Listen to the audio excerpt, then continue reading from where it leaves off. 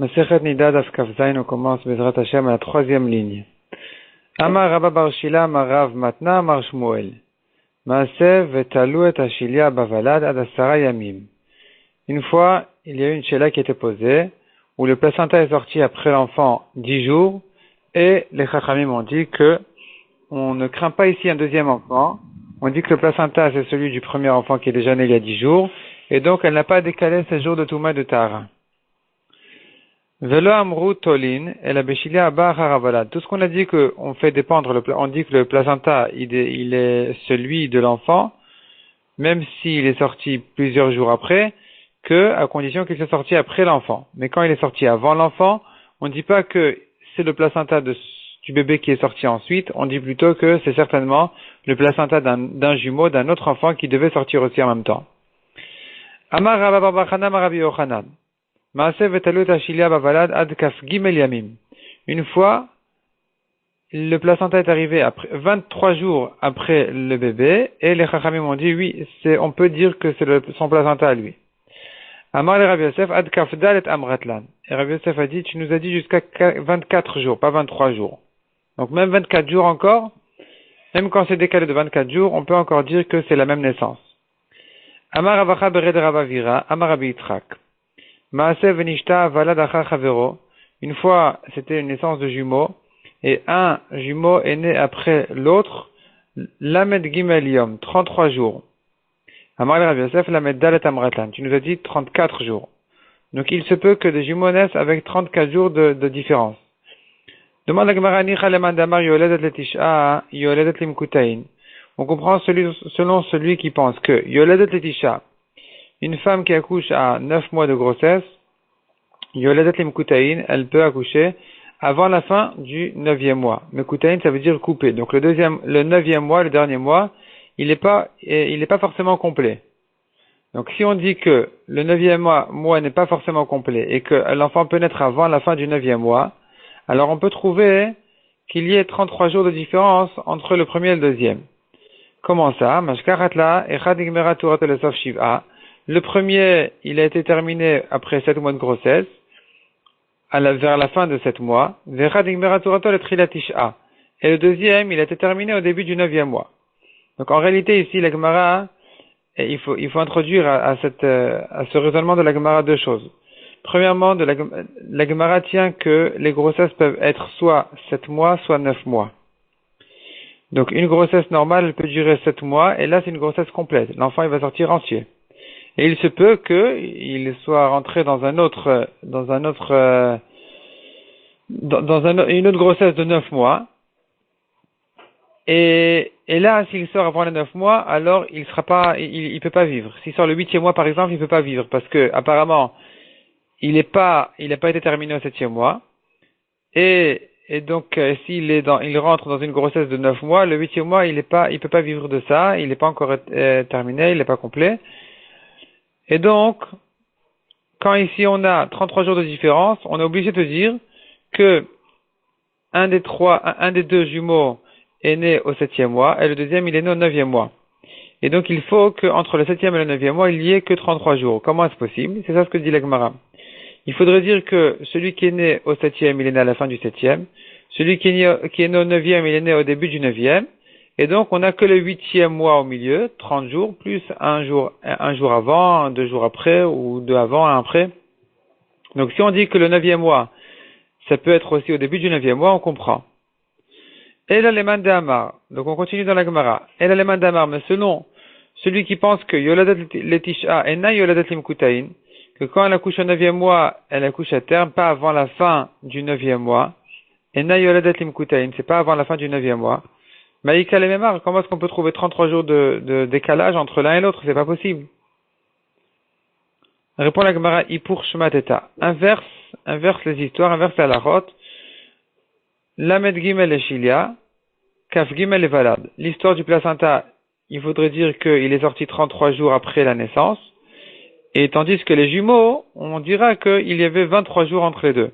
Pas 33, mais 23. Et quand on dit 23 jours entre les deux, ça c'est déjà possible. On dira que les deux jumeaux, ils sont nés au 7e mois. Un, il est né au début du 7e, l'autre, il est né 23 jours plus tard. vers la fin du septième, et finalement les deux ils sont du septième mois. Et ça c'est déjà possible. Amar Rabbi Avin bar Rav Ada Amar Rav Menachem Ish Kfar Shearim, un homme qui habitait dans le village de Shearim, Vamri la Bet Shearim, donc ou bien en deuxième version c'est Bet Shearim. Maasev Nishtaha Valad Echad Acha Chavero. Une fois il y a eu un décalage entre les deux jumeaux, donc un enfant est sorti après le deuxième.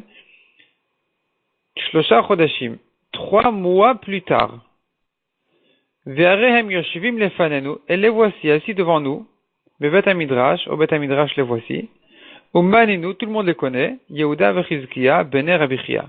Ils sont Yehuda et Chizkiya, les fils de Rabbi Chia, qui sont des jumeaux, qui sont nés avec 3 mois de décalage.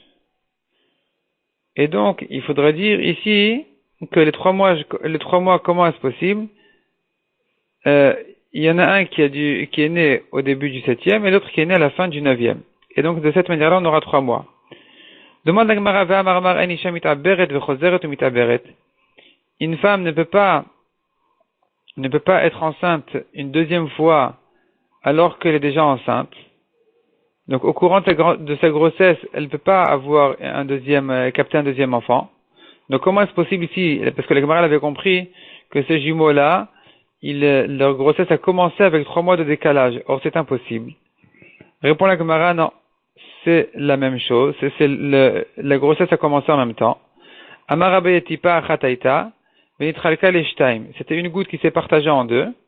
Echad Nigmerat Turato Betrilat Shiva. Un de ces deux jumeaux-là, il a été terminé, sa formation était terminée après, au début du 7e mois. Vechad Besof Tisha, le deuxième, à la fin du 9e mois, donc ça fait 3 mois quasiment de décalage, et cependant, ils sont des jumeaux, parce qu'ils étaient en même temps. C'est de la même grossesse. On continue aux 2 points. Shilia Bebait Abait Tameh. Donc on a vu dans la Mishnah, si le placenta se trouve dans la maison est tameh, parce que c'est la tente d'un mort, puisque le placenta témoigne qu'il y avait ici un enfant. Tanoura Banan, Shilia Babait Abait Tameh. Donc la Braïta explique, le placenta dans la maison, toute la pièce est tameh, lo Shilia Valad, non pas que le placenta lui-même est un enfant, et la She'en Shilia Velo Valad Ima, mais plutôt que le placenta ne sort jamais sans enfant avec, d'ivrei Rabbi Meir. Donc selon Rabbi Meir, on est certain qu'il y avait ici aussi un enfant, et donc ici il n'est pas là, il est mort, donc il y a la Touma dans la pièce. Rabbi Yossi et Rabbi Yehuda et Rabbi Shimon Metaharin. Donc selon Rabbi Yossi, Rabbi Yehuda et Rabbi Shimon, la pièce n'est pas tamée, c'est Taor. Amroul et Rabbi Meir, et eux, les Chachamim, donc Rabbi Yossi, Rabbi Yehuda et Rabbi Shimon, ont dit à Rabbi Meir qui pense que c'est tamé, ils lui ont dit pourquoi c'est tamé? Yata Modesh Sheim Hotiu Besefel. N'est-ce pas que tu es d'accord que si on l'a sorti, donc le placenta, on l'a sorti Besefel dans un bol, les Bait Achitzon, dans une pièce extérieure chez Taor, que c'est Taor? N'est-ce pas que c'est Taor, même la pièce extérieure? Amarlen Aval. Oui, effectivement, c'est vrai, c'est Taor. Velama et pourquoi? Les Ficheno, car il s'est complètement décomposé là-bas, en le portant d'un endroit à un autre, il n'y a plus, la Touma, elle est plus là.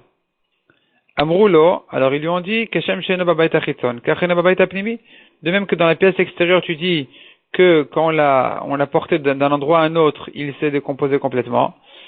Et il a été perdu de cette manière-là, la Touma elle a disparu. De la même manière, dans la première pièce aussi, on devrait dire ça. Amarlen, alors Rabbi Meir leur a répondu non. Eno domen nimok pa amachat et nimok shte pa'amim. Il ne ressemble pas quand il était nimok, ça veut dire qu'il s'est décomposé une fois, que quand il s'est décomposé 2 fois. C'est-à-dire que quand il est sorti déjà le placenta la première fois, c'est encore insuffisant pour considérer que la Touma a disparu. Mais quand on l'a porté d'un endroit à un autre, là déjà on peut dire que la Touma effectivement elle a disparu, tout s'est décomposé complètement et il n'y a plus de Touma. Yativ Rav Papa, Achore de Rav Bivi. Rav Papa était assis derrière Rav Bivi, Kameh de Rav Amnuna, devant Rav Amnuna. Veyativ Vekeamar. Il était assis, il disait, Maïtame de Rabbi Shimon, quelle est la raison de Rabbi Shimon que c'est Taor? Kasavar Kol Touma Shenit Arev Bamimin Acher, Batla. Rabbi Shimon pense que toute Touma qui était mélangée avec une autre Touma, elle s'est annulée. Donc ici aussi, il est vrai que dans le placenta il y a de la Touma, mais puisque ça s'est mélangé avec le sang à la Touma de l'accouchement, eh bien ça s'est annulé, et donc la touma du toumat met est annulée, et donc c'est taor, la pièce est taor. Amar le Rav Papa leur a dit, Hainu namita mayu, c'est d'ailleurs, donc cette raison-là de Rabbi Shimon qui dit que c'est taor, c'est aussi la raison d'ailleurs des Rabbi Uda et Rabbi aussi, qui eux aussi disent que c'est taor. Donc nous avons vu trois Tanaïm qui pensent que c'est taor, qui sont Rabbi Uda, Rabbi aussi et Rabbi Shimon, et donc la raison de Rabbi Shimon, elle est la même que celle de Rabbi Uda et Rabbi aussi. Tout le monde pense que ça s'est annulé dans l'autre Touma. Achichouale, ils ont ri sur lui. Maïshna, quelle est la différence? Pshita, évidemment que, puisque trois Tanaïm ont dit la même halakha, quand tu dis la raison d'un des trois, évidemment que c'est celle-là, c'est la même raison pour les deux autres Tanaïm aussi. Amar Rafapa, afilukia milta lema inish. Rafapa a dit, après cette histoire, on a ri sur lui, il a dit, même une chose comme ça évidente, un homme doit dire devant son maître, velon ishtok kamerabe, il n'a pas à se taire devant son maître. Même si ça lui paraît évident, il faudrait quand même répéter même des choses comme ça, malgré qu'on risque de se moquer de lui, parce que peut-être que finalement, en répétant ces choses-là évidentes, eh bien, on va lui ajouter des svarot, on va lui ajouter des raisonnements, on va lui ajouter des halachot, et donc il n'y a pas à avoir honte, au contraire, il faut expliquer au maximum. Mishum sheneemar, comme il dit dans le pasuk dit imna valta beitnase. Si tu te rabaisses, eh bien, beitnase au contraire, ça va te remonter. Vim zamota, et si tu te tais, il y a de l'épée. Finalement, tu devras mettre la main à la bouche. C'est-à-dire que si tu te rabaisses à dire des choses en limoud, on risque de se moquer de toi, finalement, c'est comme ça qu'il va devenir un grand chacham. Tandis que celui qui a honte de parler et qui se tait, finalement, on lui posera des questions et il devra mettre la main sur la bouche sans savoir quoi répondre. Ve'azar Rabbi Shimon et Tamé. Rabbi Shimon qui dit que ça s'annule, la Touma s'annule, même dans une autre Touma, il va à l'étamé, il suit sa chita, il suit son opinion. Détail, parce qu'on a vu Rabbi Shimon dire ailleurs. Donc, nous avons la Gemara, elle ramène ici une braïta qui dit, Melot arvad, ça veut dire la quantité d'une cuillère, rekev, c'est la pourriture du mort, shenafal letocho afar kolsheu, dans laquelle est tombé un peu de poussière, tamé, c'est quand même tamé. Vers Rabbi Shimon Meter, selon Rabbi Shimon, c'est taor. Maïtamé de Rabbi Shimon, pourquoi? Quelle est la raison de Rabbi Shimon que c'est taor? Pourtant, nous avons ici une quantité de touma, qui est la cuillère du rekev. Donc, le rekev, on a dit, c'est le mort qui s'est décomposé, la pourriture, ça rend tamé à partir d'une quantité de melotarva, d'une cuillère. Donc, selon Rabbi Shimon, ici, on a la quantité de touma. Pour quelle raison, quand il y a de la poussière qui est tombée dedans, eh bien, selon Rabbi Shimon, c'est taor. Donc, maïtama de Rabbi Shimon. Amar Rabba, ashkartinu le rabbanan de Veirav. Alors, Rabba a dit dessus, j'ai rencontré les rachamim du Beth Midrash, Diyat vevekamre. Eux, ils étaient assis, ils disaient, I efshar shelo yirbush te predot afar, al preda achat shel rekev. Il est impossible de croire qu'il n'y a pas eu 2 grains de sable, donc de cette poussière-là, de ce sable-là qui est tombé dans la cuillère, qui annule 1 grain de rekev. Donc, puisque la poussière, le sable en question, il est tombé sur le rekev, eh bien, il y aura obligatoirement, au contact, à l'endroit où ça s'est rencontré, il y aura obligatoirement un rov de poussière sur une minorité, donc, de rekev, à cet endroit-là, au point où ça s'est touché. Et dans ce point-là, donc, ce mi-août-là, donc, le rekev, ce petit rekev, il va s'annuler, face au rov de sable, de poussière qui est tombée sur lui, et donc, donc il va nous manquer de la quantité minimum de Touma, et c'est pour ça que Rabbi Shimon dit que c'est Taor. Ve'aminaleo, et moi, raconte Rabba, je leur ai dit au Chachamim, Adraba au contraire, selon votre Svara, on devrait dire le contraire. On devrait dire, Yefshar shelo yirbush te predot rekev, il est impossible qu'il n'y ait pas un rov de rekev, Al preda achat, on tourne la page, afar, sur un grain de sable. Donc c'est obligé de dire obligatoirement, au contraire c'est le sable qui va s'annuler au contact avec le rekev. C'est lui qui va s'annuler. Qui a dit que c'est le rekev qui va s'annuler au contact avec le sable? On devrait dire au contraire, c'est le sable qui, en touchant le rekev, il va s'annuler dans un rov de rekev. Et donc, il ne va rien nous manquer de la quantité de Touma. Venafish les shiura, au contraire, la quantité de Touma, elle va grandir. Nafish, ça veut dire, ça va grandir le shiur, la quantité de Touma. Elle va grandir puisque c'est le sable qui s'est annulé dans le rekev. Et là, Marabai, nous de Rabbi Shimon. Donc, Rabbi, il dit, non, ça peut pas être la raison de Rabbi Shimon. Voici la raison de Rabbi Shimon. Sofok et Trilato. La Touma du rekev, à sa fin, elle garde les mêmes halachot qu'elle a à son début. C'est-à-dire, Matrilato, de même que le début du rekev, Naasa lo davar acher gan gilon, si il a été mis en contact avec autre chose, eh bien, cette autre chose va l'annuler. Af sofo, de la même manière à la fin, Naasa lo davar acher gan gilon. Si il a été mis en contact avec autre chose, comme ici, comme le afar, la poussière, le sable, eh bien, cette autre chose va annuler la touma du rekev. Maïhi, quelle est la chose qui au début du rekev va l'annuler? La chose étrangère qui va l'annuler? Même sans rov, ça va l'annuler. Détania.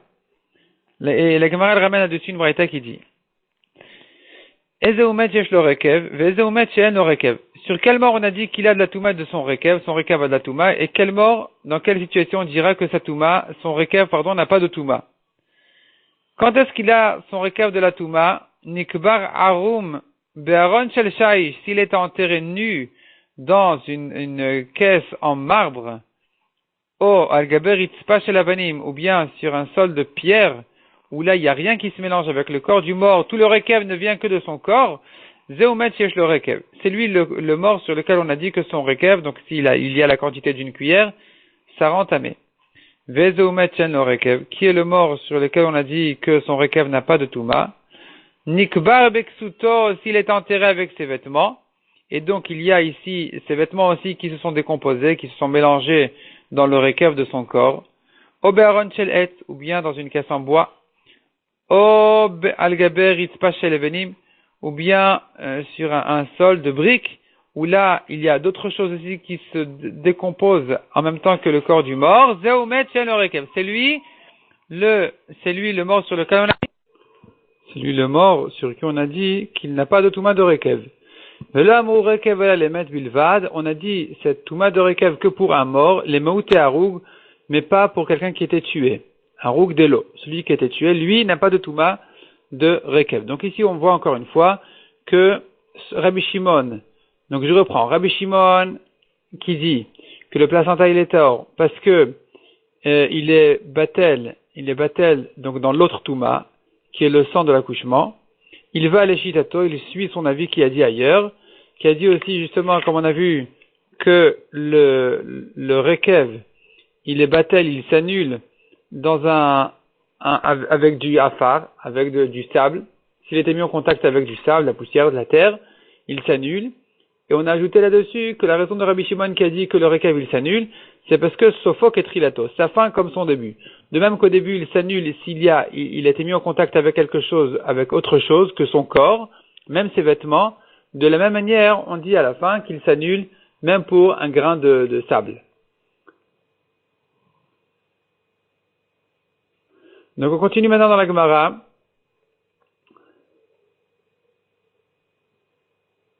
Goufa. Melot arvad rekev shenafal letocho afar kol sheu tamé. Donc Goufa la Gemara le reprend. Melot arvad rekev, une cuillère de rekev shenafal letocho afar kol sheu, dans laquelle est tombé un grain de sable tamé. Ve Rabbi Shimon meter. Selon Rabbi Shimon c'est tort. Melot arvad rekev shenitpazer babait abait tamé. Si la quantité d'une cuillère de rekev nitpazer babait, elle s'est dispersée dans la maison est, toute la pièce est tamée, et vers Rabbi Shimon meter, à nouveau selon Rabbi Shimon c'est tao. Utricha, on a besoin de cette double marloquette, on peut pas prendre l'une de l'autre. D'ailleurs, Shmeinan Kamaita, si on avait enseigné que la première, j'aurais dit Be'aï Kamre Rabanan. C'est que ici où les Chachamim disent que c'est tamé. Pourquoi? Mishuv de Michnif, parce que tout est uni. Quand c'est uni, alors on peut comprendre que c'est tamé. Aval nitpazer ema modul le Rabbi Shimon. Mais quand ça s'est dispersé dans la pièce, j'aurais pu croire qu'ils sont d'accord avec Rabbi Shimon. Des en ma'il vechozer ou ma'il, que on ne dit pas le toit d'ici s'associe avec donc la touma qui a été couverte par le toit à l'est de la pièce, elle s'associe avec le reste de la touma qui a été couverte par le toit à l'ouest de la pièce. Donc c'est ce que j'aurais pu croire. Est venu donc la Braïta nous apprendre que non, que on peut lui associer les deux moitiés donc de la quantité de touma pour dire que puisque finalement tout est sous le même toit, eh bien c'est tamé. Veyash meinan bea. Et si on avait enseigné que cette marloquette, j'aurais dit bea amar Rabbi Shimon. Des en maïl vechozaru maïl, j'aurais dit que c'est que ici que Rabbi Shimon dit que c'est or, parce que comme c'est dispersé dans la pièce, c'est pas uni dans un seul et même endroit, ça n'a pas été couvert par le même endroit du toit. Alors j'aurais pu croire que c'est ici que Rabbi Shimon dit que c'est tort, parce que le toit on peut pas dire il est maïl, il a couvert ici un peu de touma et là-bas encore un peu de touma, et donc on pourrait associer ça. On dit pas selon Rabbi Shimon. Aval Béa, mais quand tout a été uni dans un seul et même endroit, et ma modèle le Rabbanan, j'aurais pu croire que Rabbi Shimon serait d'accord dans ce cas-là avec Rabbanan, que c'est tamé, c'est que non, que ici aussi, dans le premier cas aussi, malgré que tout a été uni au même endroit, selon Rabbi Shimon c'est or, du moment que ça a été mélangé avec un petit peu de poussière. Tanya Idach, la Gemara ramène une autre braïta qui dit, Melot Tarvat Ve'od, s'il y a plus que la quantité d'une cuillère, Afar Bedakvarot, de poussière, donc d'un cimetière, où là, on a plus que la quantité minimum de Touma, tamé. C'est tamé parce que je suis certain que il y a la quantité de Touma de Rekev. Ve Rabbi Shimon Meter, selon Rabbi Shimon, c'est quand même Taor. Maïta Mayu de Rabbanan. Quelle est la raison de Rabbanan qui disent que c'est tamé? Les fiches IF Charlim, Lotarvat Veod, car il est impossible que dans une quantité de cuillère plus, et encore, de Afar Betakvarot, donc de cette poussière-là de cimetière, chez Enbo Melotarvad Rekev, qu'il n'y a pas la quantité de cuillère d'un Rekev. Hashta de Amra Tamad Rabbi Shimon Mishum Sofok et Trilato. Maintenant la Gemara elle dit, une fois qu'on a expliqué que la raison de Rabbi Shimon de dire que c'est Taor, c'est parce que la fin du Rekev comme son début. Et donc on a dit de même que dans son début, alors il s'annule avec n'importe quelle autre chose, et bien à la fin aussi il s'annule avec n'importe quelle autre chose qu'il a touché, qui est mélangé avec. Si c'est ça la raison de Rabbi Shimon, alors on comprend plus la halakha de Shilia du placenta. Pourquoi est-ce que dans le placenta Rabbi Shimon a dit que c'est or? Le placenta n'est pas concerné par cette particularité de halakha de dire que dès qu'il a été mis en contact avec autre chose, il s'annule. Ça c'est une halakha spéciale du Rekev. Donc Gabé Shilia Maïtama, quelle est la raison de Rabbi Shimon à propos du placenta de dire que c'est or? Amar Rabbi Yochanan, Mishum Bitul Berov Nagouba. C'est là-bas on dit quand même que ça s'annule dans un rov. Le sang de l'accouchement est plus que le sang du bébé qui s'est décomposé, et donc il s'annule dans un rov. Donc effectivement à propos du Rekev, je dis qu'il s'annule, même si c'est pas un rov, même s'il n'y a pas un rov contre lui, il s'annule quand même. Parce que c'est spécial, c'est exceptionnel dans le Rekev. On a dit que dès qu'il y a autre chose, que le corps du mort, au début du Rekev, eh bien, il n'y a plus de Touma de Rekev. Donc, de même, à la fin, ça veut dire si au départ il y avait une Touma de Rekev, simplement ça a été mélangé avec un peu de sable, eh bien, je dirais que ça annule la Touma du Rekev. Ici, c'est pas ça la raison, c'est pas que n'importe quelle quantité pourrait annuler la Touma, mais un rov, au moins, ça, certainement, ça peut annuler la Touma. Donc, le placenta qui témoigne qu'il y avait ici un bébé, cet enfant-là, il s'est annulé dans un rov de sang qui n'est pas de l'enfant, et donc, il n'y a plus de Touma Tmet, il n'y a plus de Touma du bébé de mort. Ve'az Rabbi Yochanan etame. Rabbi Yochanan, la Gemara dit, il va selon sa svara, d'Ama Rabbi Yochanan. Car Rabbi Yochanan a dit que Rabbi Shimon, ve Rabbi Eliezer ben Yaakov amrou davar echad. Donc Rabbi Shimon et Rabbi Eliezer ben Yaakov pensent la même chose. Rabbi Shimon Adam Eran. Rabbi Shimon, c'est ce qu'on a dit. Adam Aran, c'est ce qu'on a dit que le placenta, il s'annule. Ou plutôt que le placenta n'a pas de touma. Disons, quand le placenta a été trouvé dans la pièce, on ne dit pas qu'il y a eu ici un mort, qu'il y a un enfant qui est sorti mort. On ne dit pas comme ça, on dit qu'il s'est annulé. Et ça, c'est ce que Rabbi Shimon a dit, et lui, il pense comme Rabbi Eliezer. Qu'est-ce que dit Rabbi Eliezer? Donc, Rabbi Eliezer de Tanya, Rabbi Eliezer ben Yaakov Omer, Bemagasa, une vache, Sheshaf'a Chararat Dam, qui est sorti un morceau donc une vache de laquelle est sorti un morceau de sang, un réseau-tic-aver, on doit enterrer le morceau de sang, ou ptura minabchora.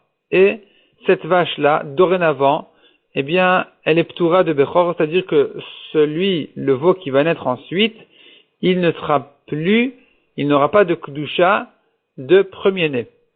Parce que je considère que le morceau de sang qui est sorti de la vache, c'est ça le premier-né. Vetane Rabbi Chia là, Rabbi Chia a enseigné sur cette braïta, Ena metama lo bemaga velo bemasa. Malgré qu'il faut enterrer ce morceau de sang, il n'y a quand même pas de touma, ni en touchant, ni en portant ce morceau de sang, c'est pas comme un cadavre. Et la question se pose, puisque ça ne rend pas tamé ni en touchant, ni en portant, amaïtikaver, alors pourquoi l'enterrer? Pourquoi l'enterrer? C'est pas un cadavre, c'est pas un bechor. Si c'est un bechor, je comprends qu'il faut l'enterrer. Mais si tu dis qu'il n'y a pas de touma, donc c'est pas un cadavre, c'est pas un corps, c'est pas un bechor non plus alors. Pourquoi l'enterrer? Donc effectivement, ici, je ne considère pas que dans ce morceau de sang, il y a un veau. Enfin, ou plutôt, disons que le morceau de sang n'est pas un veau. Et malgré tout, il faut l'enterrer, alors que c'est pas vraiment un bechor. Il faut l'enterrer pour qu'aider les farsema, pour publier que cette vache-là, elle a déjà eu son premier. Ou disons, le prochain ne sera plus bechor. Donc c'est vrai que le premier n'est pas bechor non plus, parce que c'est rien du tout, c'est du sang. Mais le prochain ne sera pas non plus bechor. Alma Vlad me aliaou. Donc qu'est-ce qu'on voit ici? Je considère que le premier, donc le morceau de sang en fait, c'est un vrai petit, c'est un veau, puisque tu me dis que le suivant ne sera pas bechor, donc le premier c'est lui le bechor. Et donc, se pose la question,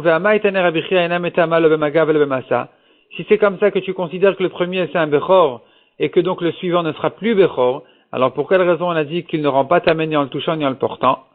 Amar Rabbi Yochanan mishum bitul berov nagouba. C'est-à-dire effectivement, je considère que dans ce morceau-là, il y a le bechor. Simplement, il s'est annulé. Il s'est annulé dans un rov de sang.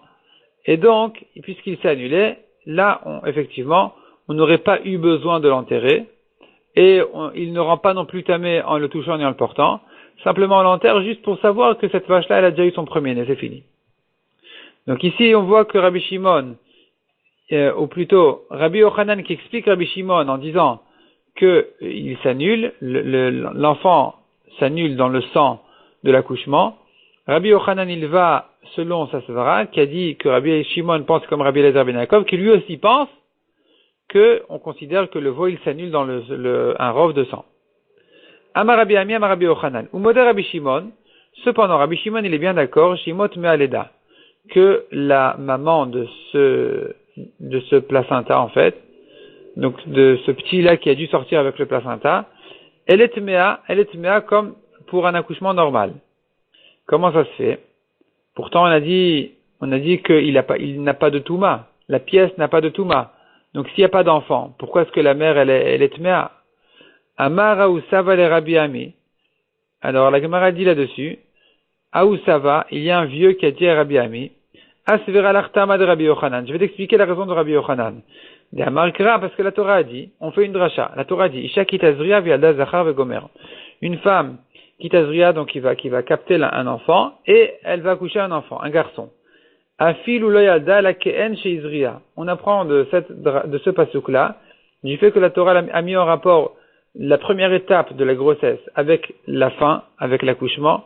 J'apprends de là que même si loyalda et la keen chez Izria, même si elle a couché qu'en état, le petit qui est né, il était dans le même état où il était au début de la grossesse, Ken, Shizria, comme au début de la grossesse, Tmea Leda, malgré qu'il n'a aucune forme, et que, a priori, il n'y a rien ici, il n'y a que des liquides décomposés, elle a quand même une Tumat Leda. Donc on l'apprend de ce pasuk-là, et Rabbi Shimon sera d'accord que la mère, elle est Tmea, malgré que le petit ne rend pas tamé la pièce.